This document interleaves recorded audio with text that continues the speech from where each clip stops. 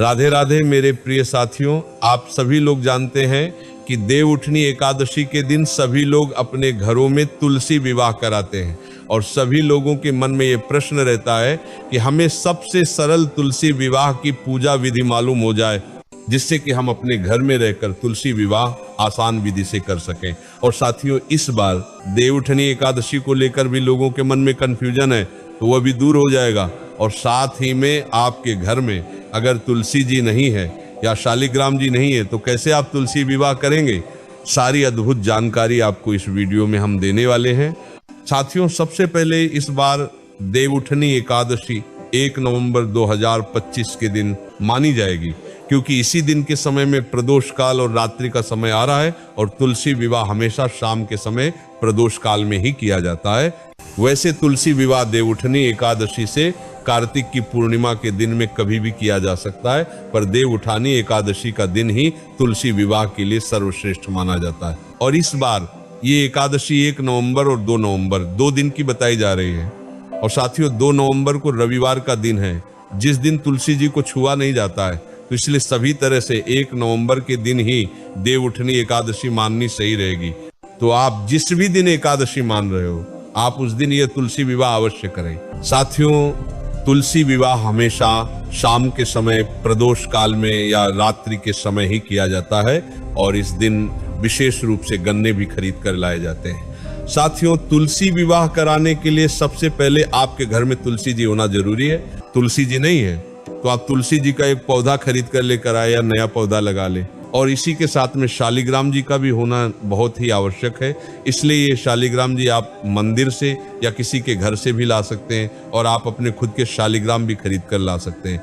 पर अगर शालिग्राम दूसरे के होंगे तो तुलसी विवाह के बाद आपकी तुलसी जी और शालिग्राम जी उन्हीं के घर चले जाएंगे जिनके शालिग्राम जी थे। साथियों, इसी के साथ में अगर शालिग्राम ना भी हो तो आप उनकी जगह पर भगवान विष्णु जी की कोई भी फोटो या तस्वीर तुलसी जी के पास में रखकर ये तुलसी विवाह करा सकते हैं। साथियों, अब सबसे पहले आप अपने घर में जहां पर तुलसी विवाह करने वाले हैं उस जगह को अच्छे से साफ कर ले, पोछा लगा ले। फिर आप उस जगह पर आटे और हल्दी से एक स्वास्तिक बना ले और उसके ऊपर एक पाटा रखकर पीला कपड़ा पाटे के ऊपर बिछा ले। साथियों, यहाँ पर एक प्रश्न और आता है कि तुलसी विवाह करने के लिए क्या हमें व्रत रखना पड़ता है? तो ऐसा नहीं है। आप व्रत रखें वह भी अच्छा है और ना रखें वह भी अच्छा है। आप दोनों स्थिति में तुलसी विवाह कर सकते हैं। बस तुलसी विवाह वाले दिन शुद्ध और सात्विक भोजन और शुद्धता का ध्यान रखना जरूरी है। इसके बाद साथियों, तुलसी विवाह से पहले देव उठाए जाते हैं, उसके बाद ही तुलसी विवाह किया जाता है। इस बात का ध्यान रखें। इस दिन आप शाम होने से पहले तुलसी विवाह की सारी पूजा सामग्री और तैयारी पहले से करके रखें। इसी के साथ में इस दिन माताएं बहनें 16 श्रृंगार करें और पूरा परिवार इस पूजा में साथ होना भी जरूरी है। साथियों, ये पूजा आप अपने घर की छत पर या आंगन में या भगवान के पास में कहीं पर भी कर सकते हैं। बस ध्यान रखें कि जब आप पूजा करने बैठे तो आपका मुंह पूर्व या उत्तर दिशा की तरफ होना चाहिए। साथियों, अब आप अपने पाटे के ऊपर तुलसी जी और शालिग्राम जी या भगवान विष्णु जी की फोटो विराजित कर ले और फोटो के नीचे आप कुछ तिल के दाने जरूर रख ले। और एकादशी वाले दिन चावल का वैसे प्रयोग नहीं किया जाता है, पर भगवान के कार्यों में आप चावल का प्रयोग बैसाखी प्रयोग जहां तक है कर सकते हैं, बाकी आपकी मर्जी है। साथियों, ये तुलसी विवाह कुंवारी लड़कियां, सुहागन स्त्रियां सभी कर सकते हैं, इसमें कोई परेशानी नहीं है। साथियों, अब आप पाटे के ऊपर ही कलश की स्थापना कर लें। कलश भगवान के सीधे हाथ की तरफ होगा और कलश में गंगा जल और नॉर्मल जल भरकर उसके अंदर एक सुपारी और सिक्का, चंदन, हल्दी की गांठ और सफेद तिल और फूल डालकर ऊपर से आम के पत्ते सजा दें। अब आप एक पानी वाला नारियल लेकर उसका तिलक करके मौली लपेटकर इसे भी कलश के ऊपर रख दीजिए। साथियों, इसके बाद में आपको गन्ने की झोपड़ी भी जरूर बननी चाहिए। साथियों, इसके बाद में आप तिल का आसन देकर गणेश जी की भी स्थापना करें, क्योंकि हर काम की शुरुआत में गणेश जी जरूर स्थापित किए जाते हैं। अब आप तिल का आसन देकर एक लंबी बत्ती का दीपक भी जला लीजिए। साथियों, आप सबसे पहले हम एक लोटे में शुद्ध जल लेकर फूल से सभी भगवानों पर स्नान भाव से थोड़ा जल छिड़केंगे। अब आप वस्त्र स्वरूप भगवान गणेश जी को कलावा या मौली समर्पित करें। भगवान विष्णु जी को आप पीले रंग की कोई चुनरी या कपड़ा वस्त्र स्वरूप समर्पित करें। अब आप अपने सीधे हाथ की हथेली में एक पीला फूल, थोड़े से तिल के दाने और एक सिक्का लेकर भगवान का आवाहन करें और उनसे प्रार्थना करें कि आज हम आपका तुलसी विवाह करने जा रहे हैं, हमसे कोई गलती हो तो उसके लिए आप हमें क्षमा करें। अब आप सभी भगवान को रौली, कुंकु, हल्दी, चंदन से तिलक करें और सभी भगवानों को थोड़े थोड़ी तिल चढ़ाएं। फिर भगवान विष्णु जी या शालिग्राम जी और गणेश जी को जाने समर्पित करें। अब आप सभी भगवानों को एक एक फूल समर्पित करें। अब आप तुलसी जी को चूड़ी, बिंदी, हल्दी, मेहंदी लगा दे और चुनरी ऊपर से उठा दें और अलग से श्रृंगार की सामग्री तुलसी जी के पास में रख दें। साथियों, अब गठबंधन के लिए तुलसी जी के लिए एक साड़ी और भगवान विष्णु जी या शालिग्राम जी के लिए पीला कपड़ा तैयार करके उनको पहना दें।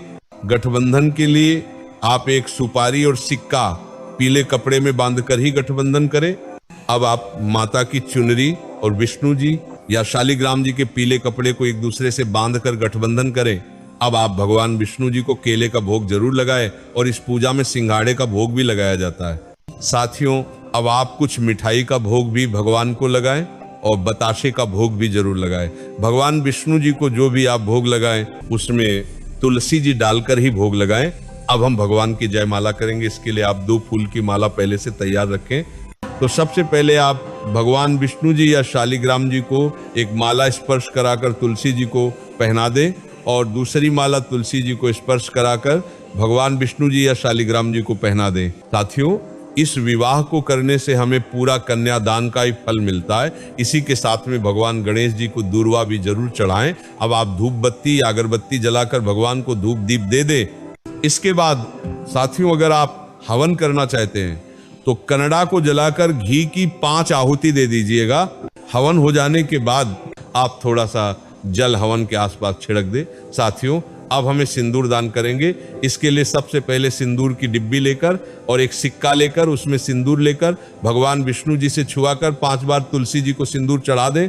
साथियों, अब फेरी करने होते हैं, जिसके लिए घर के कोई बड़े पुरुष विष्णु जी या शालिग्राम जी को ले लेते हैं और घर की बड़ी स्त्री तुलसी जी को उठाकर फेरे कराती है। पहले 4 फेरे में तुलसी जी आगे रहेंगी और बाकी 3 फेरे में भगवान विष्णु जी या शालिग्राम जी आगे रहेंगे। आप चाहे तो अपने हाथ में नारियल लेकर भगवान विष्णु और तुलसी जी के ऊपर से 7 बार नारियल घूमकर भी मन भावन से फेरे कर सकते हैं या फूल से भी ये फेरे कर सकते हैं। अगर आप तुलसी जी और शालिग्राम जी को उठाकर फेरे करा रहे हैं तो तुलसी जी का स्थान भगवान विष्णु जी का हो जाएगा और भगवान विष्णु जी का स्थान तुलसी जी का हो जाएगा। तुलसी जी का आपको साथियों, अब आप मंगल सूत्र लेकर भगवान विष्णु जी को छुआकर वह तुलसी जी को पहना देंगे। अब आप कुछ दक्षिणा या पैसे पूजा में याद से चढ़ा दें, क्योंकि इससे हमारी पूजा में रही कमियां दूर हो जाती हैं। साथियों, अब आपको हाथ जोड़कर प्रार्थना कर लेना है। साथियों, इसके बाद में तुलसी जी का खोइचा जरूर भरिएगा। इससे आपके घर में कभी दरिद्रता नहीं आती है। खोइचा भरने के लिए सबसे पहले आप चुनरी लेकर उसमें बताशे और पोहा 5 बार हाथ में लेकर चुनरी में रखना है और आप चाहे तो इसकी जगह मिठाई, ड्राई फ्रूट्स वगैरह भी ले सकते हैं। इसके बाद इसमें दूर्वा, हल्दी की गांठ और कुछ पैसे इसमें रखकर इसको पोटली की तरह बांध दें और माता तुलसी जी को छुआकर वहीं पर पास में रखें। साथियों, इसके बाद में तुलसी जी और शालिग्राम जी के विवाह की कथा भी इस दिन आप जरूर सुने। कथा सुनते समय हाथ में फूल और तिल जरूर लें। अब आप आरती के लिए कपूर जला लें या अलग से दीपक जलाकर भगवान विष्णु जी और माता तुलसी जी की आरती करें। आरती हो जाने के बाद भगवान के ऊपर से 3 बार जल फेर दें, मतलब जल छिड़क दें। अपने घर के सभी सदस्यों को आरती दें। साथियों, अब हम लोग यहाँ पर कन्यादान करते हैं, जिसके लिए हम कुछ नई चीज तुलसी जी को देते हैं, जिसके लिए आप कुछ नए बर्तन दे सकते हैं और बर्तन खाली ना दें, उसमें कुछ ड्राई फ्रूट्स रखकर ही दें। इसके अलावा साड़ी, कपड़े वगैरह भी आप दे सकते हैं। साथियों, इसी के साथ में आप इस दिन गन्ने की झोपड़ी भी इस दिन पूजा स्थल पर जरूर बनाएं और गन्ने को प्रसाद रूप में आप खा भी सकते हैं। साथियों, इसी के साथ में पूजा की कोई भी सामग्री आपको पूजा के बाद न उठाना है और न छूना है। पूरी रात भर वहीं पर रखे रहने देना है। साथियों, इन सभी चीजों को हमें अगले दिन ही सुबह उठना है और कुछ चीजों का विसर्जन करना है, कुछ पंडित जी को दान करना है। जैसे सुहाग की सामग्री जो चढ़ाई है उसमें से कोई एक चीज आप अपने लिए रख ले और बाकी सब पंडितायन या जरूरतमंद को दान कर सकते हैं।